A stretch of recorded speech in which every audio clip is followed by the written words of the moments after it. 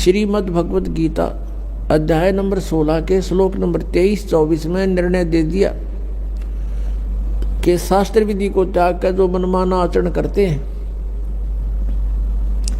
उनकी न तो गति होती है, गति मीन मोक्ष, और न उनको कोई सुख होता है और न ही कोई सिद्धि प्राप्त होती है, अर्थात व्यर्थ, यूजलेस।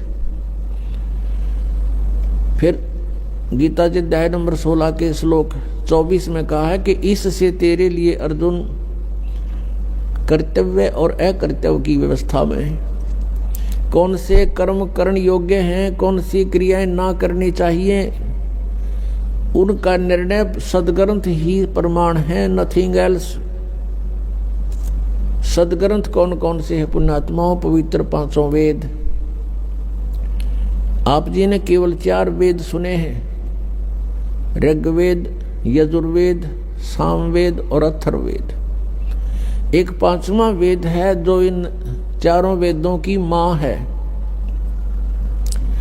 उसको सूक्ष्म वेद बोलते हैं, सूक्ष्म वेद संत भाषा में, और उसको तत्व वेद भी कहते हैं, तत्व ज्ञान भी कहते हैं, उसको सच्चिदानंद घन ब्रह्म की वाणी भी कहते हैं। चौथे अध्याय का 33वां श्लोक पढ़ रहे हैं। हे परंतम अर्जुन, द्रव्य में यज्ञ की अपेक्षा ज्ञान यज्ञ अत्यंत श्रेष्ठ है, और यावन मात्र संपूर्ण कर्म ज्ञान में समाप्त हो जाते हैं। ये जिस तरह के तू मनमाना आचरण कर रहा है, ये डले ढो रहा है, ये सब कर्म तेरे बंद हो जाएंगे, खत्म हो जाएंगे, और फिर शास्त्र अनुकूल साधना तेरी प्रारंभ हो जाएगी। वो तत्व ज्ञान को समझ, यानी वो ज्ञान यज्ञ श्रेष्ठ है। अब चौथे अध्याय के 34वें श्लोक में कहा है कि वो तत्व ज्ञान जो सूक्ष्म वेद 5वां है, उस तत्व ज्ञान को, उस 5वें वेद को जो सच्चिदानंद घन ब्रह्म ने स्वयं आकर के बोला है अपने मुख कमल से, वो सच्चिदानंद घन ब्रह्म की वाणी 5वां वेद सूक्ष्म वेद है, और उसमें बड़े विस्तार के साथ धार्मिक अनुष्ठानों की जानकारी दी है। वो तत्व ज्ञान है। उस तत्व ज्ञान को तू तत्वदर्शी संतों के पास जाकर समझ देखना। चौथे अध्याय के 34वें श्लोक में, चौथे अध्याय का ये 34वां श्लोक है। उस ज्ञान को, कौन से ज्ञान को? जो सच्चिदानंद घन ब्रह्म ने अपने मुख कमल से बोला है, सच्चिदानंद घन ब्रह्म की वाणी में 5वां वेद है, उस तत्व ज्ञान को तू तत्वदर्शी ज्ञानियों के पास जाकर समझ, उनको भली भांति दंडोत प्रणाम करने से और उनकी सेवा करने और कपट छोड़कर सरलता पूर्वक प्रसन्न करने से वे परमात्म तत्व को तत्वदर्शी न है, तत्वदर्शी संत तत्वदर्शी न है, भली भांति परमात्म तत्व को यानी तत्वदर्शी संत ज्ञानी महात्मा तुझे तत्व ज्ञान का उपदेश करेंगे। अपने आत्माओं, इन आचार्य नर शंकराचार्यों ने कख भी पता नहीं अध्यात्म मार्ग का, और 2500 वर्ष से हमें फिर गुमराह करके हमें खजूर पर टांग कर चले गए। ने केवल 4 वेद ही जाने थे, ऋग्वेद, यजुर्वेद, सामवेद, अथर्ववेद। एक वेद और है जो सूक्ष्म वेद है, जो गॉड गिवन स्पिरिचुअल नॉलेज है, जिसको तत्व ज्ञान कहते हैं। वो complete in all respect, all in one है। उस सूक्ष्म वेद के प्राप्त होने के बाद हमने अन्य ना किसी वेद की आवश्यकता, ना किसी श्रीमद् भगवत गीता की, ना पुराणों की, ना किसी कुरान, ना पुराण की, और ना बाइबल की।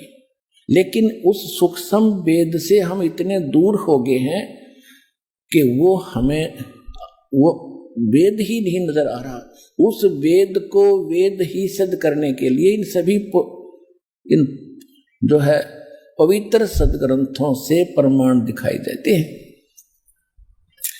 पवित्र वेदों से, पवित्र पुराणों से, पवित्र श्रीमद् भगवत गीता से, पवित्र बाइबल से, पवित्र कुरान से, इन सभी से, पवित्र गुरु ग्रंथ साहिब से, इन सब से प्रमाण लेकर के हम ये सिद्ध करते हैं सूक्ष्म वेद तत्व ज्ञान जो भगवान बोलता है वो सर्वश्रेष्ठ है।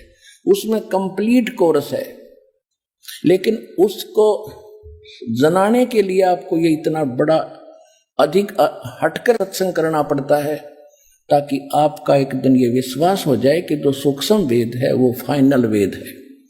तो उस इन वेदों के अनुसार जिसके सभी भक्ति कर्म हो, वेद विधि सब कर्मा, ये 4 गुरु गुण जानो मर्मा, ये मर्म को समझो, ये गुप्त भेद समझ लो कि जिसमें ये 4 गुण होंगे वो पूर्ण संत होगा।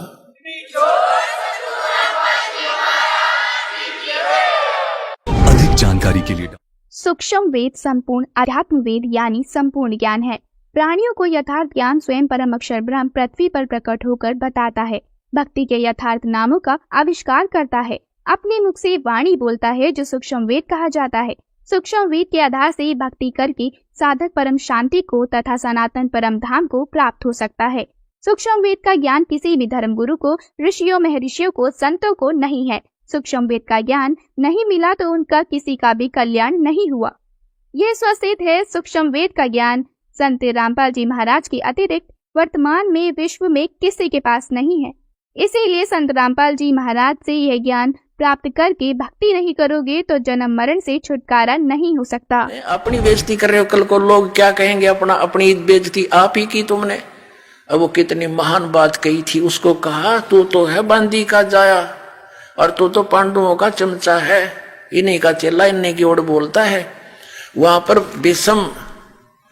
पर भीषम कर्ण और द्रोण मुस्काया, वहां दांदरे का डन लाग गए और खड़ा होकर ये कहना चाहिए था, खबरदार, अगर एक उनमें से 3 महापुरुषों में से एक भी खड़ा होकर ये कह देता कि खबरदार इस लड़की का हाथ लगा दुर्योधन, हमसे बुरा नहीं होगा। हिम्मत नहीं थी दुर्योधन की, उनको पता था कि कितने सूरवीर हैं, लेकिन वह फेल हो गए वहां पर। और एक नंगे होते ही औरत को देख रहे हैं, नहीं तो विदुर उठ कर चला गया था उसी समय। एक असली पंचायती का ये होता है कर्म धर्म कि सच्ची बात कहे, नहीं मानो तो सभा छोड़कर चला जाना चाहिए। तो इनको उठकर चला जाना चाहिए था। भीष्म पितामह और द्रोणाचार्य और कर्ण को, गुरु जी को, और ये बैठे बैठे वही देख रहे हैं। होने दे के उस आगे सर होता सारा निर्वस्त्र करने लग रहा, बहन को नंगा देखने की चेष्टा में बैठे रहे हो, तो सभा को छोड़कर नहीं गए। और इसको ये 5वां वेद बतावे, धन्य है ये हमारे आचार्य। महाभारत को 5वां वेद बतावे, कटका मृगी दुनिया, हाहाकार मच गया। ना जाने कितनी बहन विधवा हुई, अनाथ हो गए बच्चे। अब किसी से पूछा, दूसरा कहता है श्रीमद् भगवत गीता ये 5वां वेद। अरे वाह, ये तो 4 वेदों का सारांश है। श्रीमद् भगवत गीता इसका नाम है 5वां वेद की। ये तो खुद कहता है गीता अध्याय नंबर 4 के श्लोक नंबर 32 में कि वो सूक्ष्म वेद ये ऐसा है जिसमें परमात्मा ने आकर अपने मुख कमल से विस्तार से कहा वो धार्मिक युगों की जानकारी। और चौथे अध्याय के 34वें श्लोक में गीता ज्ञानदाता ने स्पष्ट कर दिया, किसी तत्वदर्शी संतों से पूछो, वो तो वेद हो ही नहीं सकता श्रीमद् भगवत गीता। तो ये ग्रंथ परमेश्वर के मुख से उच्चारित की गई वाणी से बनता है। सूक्ष्म वेद में चौपाइयों, दोहावलियों, वाणियों आदि पद्य भाग में संपूर्ण ज्ञान सूक्ष्म तरीके से सिमटा हुआ है। वो सूक्ष्म वेद कौन सा है? कुछ धर्मगुरुओं का कहना है कि महाभारत सूक्ष्म वेद है, तो कोई रामायण को सूक्ष्म वेद मानता है।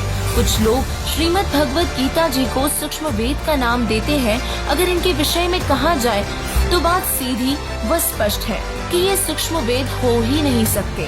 सूक्ष्म वेद की विशेषताओं में हमने जाना कि उसमें सभी धर्मों का ज्ञान समाया हुआ है, जबकि महाभारत में केवल द्वापर युग तक का ही ज्ञान है, तो रामायण में त्रेता युग तक का, और श्रीमद् भगवत गीता तो 4 वेदों ऋग्वेद, यजुर्वेद, सामवेद व अथर्ववेद का सारांश है। इसमें वेदों से अलग व पूर्ण परमात्मा की प्राप्ति का ज्ञान नहीं है, तो ये तीनों ग्रंथ ही सूक्ष्म वेद नहीं हो सकते। और इसीलिए सूक्ष्म वेद की विशेषताओं को देखते हुए हमें भी उस रहस्यमय वेद सूक्ष्म वेद की जानकारी हुई।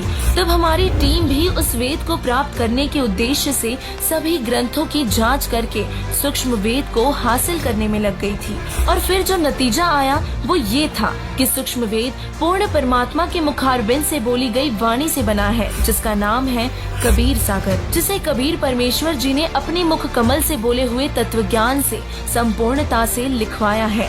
धर्मदास जी के माध्यम से कबीर सागर की रचना पूरी करवाकर परमेश्वर अपनी लीला करके चले गए थे।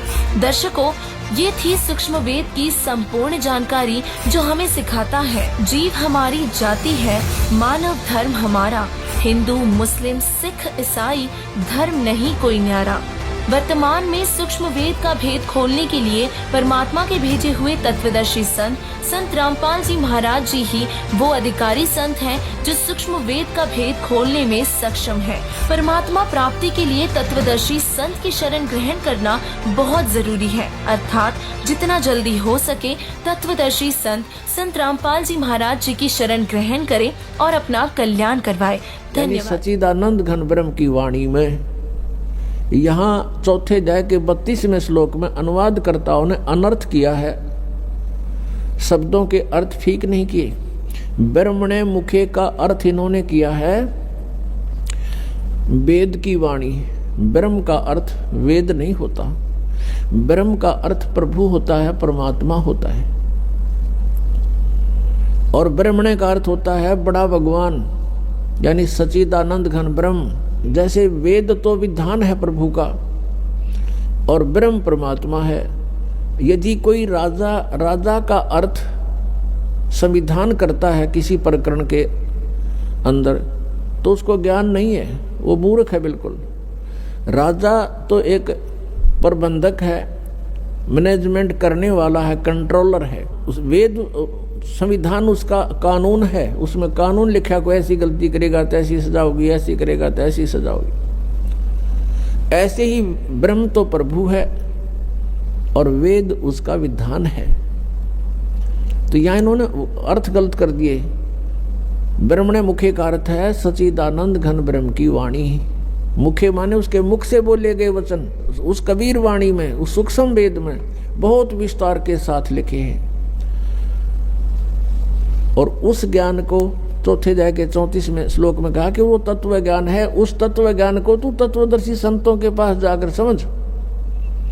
इससे सिद्ध है कि गीता ज्ञानदाता भी उस सूक्ष्म वेद से परिचित नहीं है। तो इससे यह भी सिद्ध हुआ कि सूक्ष्म वेद की जानकारी श्रीमद् भगवद गीता में नहीं है। अधिक जानकारी के लिए डाउनलोड करें संत रामपाल जी महाराज ऐप व सब्सक्राइब करें संत रामपाल जी महाराज यूट्यूब चैनल।